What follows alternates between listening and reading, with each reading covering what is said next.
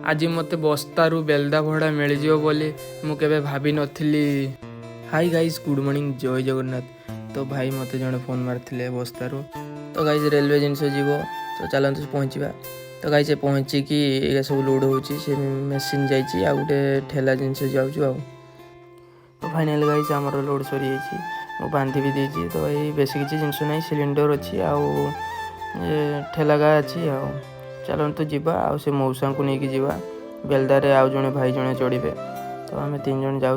तो guys अमरदा petrol pump पहुँच जाइए ये तेल पकईकी जावा।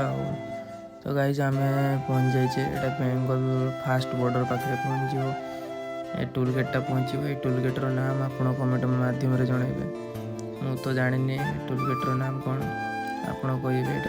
जलेश्वर बेलदा जा रास्त प्रथम टोल गेट पड़ो। तो गाइज यहाँ कमेंट माध्यम जनइबे। तो गाइज देखिए भिड़ तो तो चलते टोल गेट काटिकी आप देखा।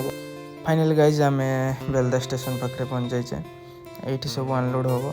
तो गाइज देखिपे बेस किसी जिनस ना आउे रही मुझे उल्लेदेमी आने बही बुआ देवे आ।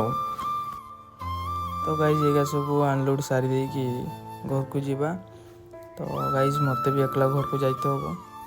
तो गाइज देखिपे यहाँ रेलवे फाटक आ राति कहीं नहांती पूरा सुनसान कहीं जड़े लोक नहांती आ से 2 जन आनलोड करदे।